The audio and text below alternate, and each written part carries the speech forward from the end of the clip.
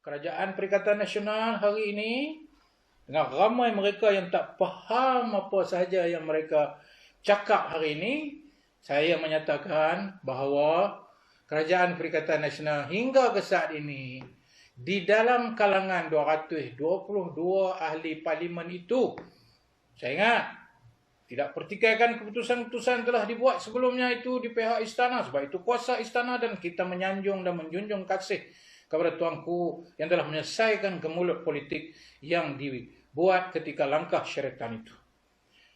Tapi di kalangan 222 ahli parlimen itu, hingga ke saat ini belum terbukti bahawa Tan Sri Mahyudin Yassin ada majoriti yang melayakkan dia menjadi Perdana Menteri yang daripada kerusi majoriti yang kemudian layak dia untuk membentuk sebuah kerajaan dan kabinet dia dan menentukan dasar-dasar, apatah lagi mengeluarkan bajet 320 bilion itu. Belum terbukti. Sebab itu kita kena buktikan, sebab itu usul tidak percaya perlu dibawa di parlimen. Baik, tuan-tuan kata, kami kalah dalam semua undian-undian di peringkat jawatan kuasa. Kami kalah. Betul? Kalah kami itu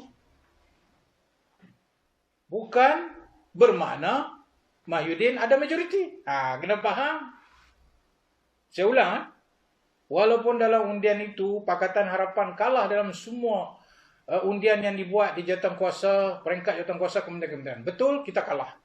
Tetapi jangan lupa, kekalahan kita juga telah membuktikan Tan Sri Mahyudin tidak ada majoriti. Saya ulang, tuan-tuan ingat dia dapat ni, dia boleh menang. Dia kata, oh baguslah dia menang. Betul dia menang. Tetapi hingga saat ini, dia tak pernah capai 112 di dalam undian-undian yang dibuat. Sebagai satu tanda dia ada sokongan majoriti. Tak ada. Paling tinggi dia dapat 109, 110. Mana? Di mana majoriti dia? Orang kata, alah mujahid duk sembang. Pakatan Harapan pun tak dapat. Soal kami dapat tak dapat, itu cerita lain. Yang penting, saya ingat dulu saya kata, tanggungjawab dan beban bukti itu terletak di bahu Tan Sri Mahyudin, bukan di bahu kami. Bukan di bahu Datuk Seri Anwar, di bahu dia untuk membuktikan dia ada majoriti. Dan terbukti hingga saat ini, dia tidak ada 112 untuk membuktikan dia ada majoriti. Itu fakta, itu kenyataan. Sebab itu kita cabar dia. Buat undi percaya, buat undi tidak percaya. Mai, kita bawa. Bukan semua ahli parlimen UMNO tu sokong dia. Ahli parlimen UMNO sokong dia itu atas sebab habuan-habuan yang dia bagi. Ahli UMNO dituntut macam-macam kepada dia. Bila dapat, dia tarik sokongan. Bila tak dapat, dia ugut. Sokong sebab dapat. Jadi menteri tu, jadi GLC tu, jadi itu, jadi ini. Sebab itulah Tengku Razali kata, aku tak akan menyertai dan membuat apa-apa undian mahu pembahas. Sebab dia kata, macam mana aku nak bahas kepada seorang Perdana Menteri yang tidak terbukti dia ada majoriti. Nampak? Jadi sebab itu saya menyatakan kepada tuan-tuan dan puan-puan sekalian, 15 hari bulan ini adalah penentu. 15 hari bulan ini adalah undian yang akan dibuat di peringkat jawatan kuasa semuanya. Bagi kita meluluskan atau tidak bajet ini dengan isu besarnya ialah untuk membuktikan bahawa Tan Sri Mahyudin tidak ada majoriti.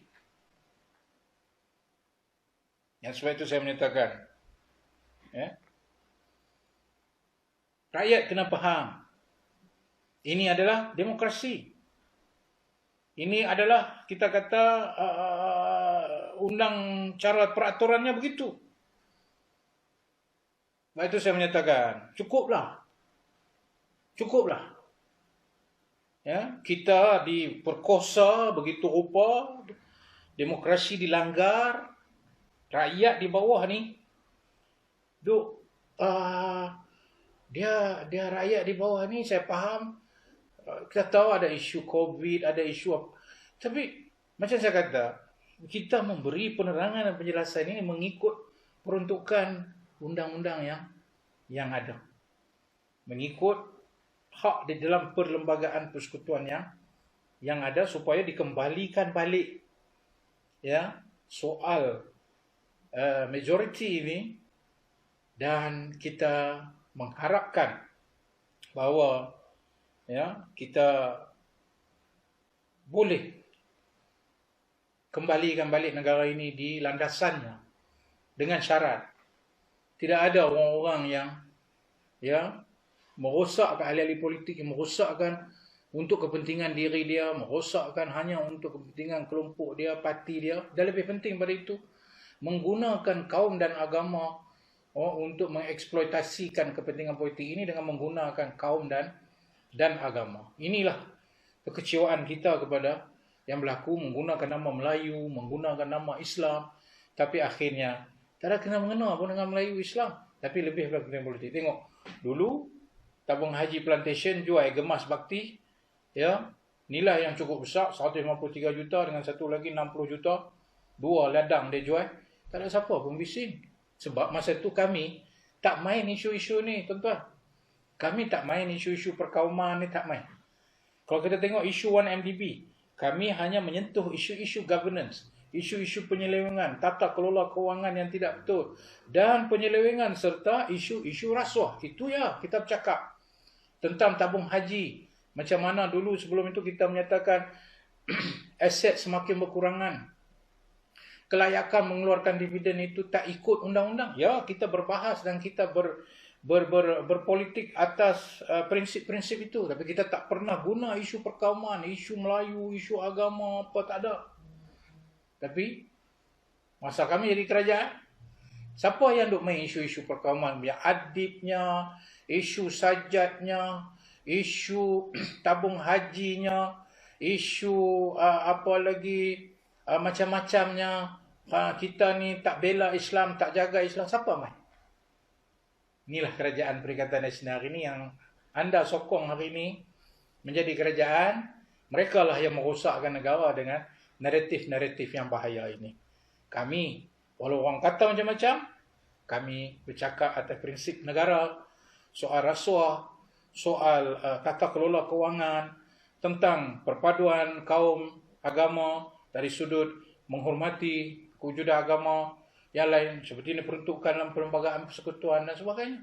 Tapi yang mainkan isu ini hari ini menjadi kerajaan. Bayangkan huru-haranya negara kita kalau mereka terus memerintah ini. Baik.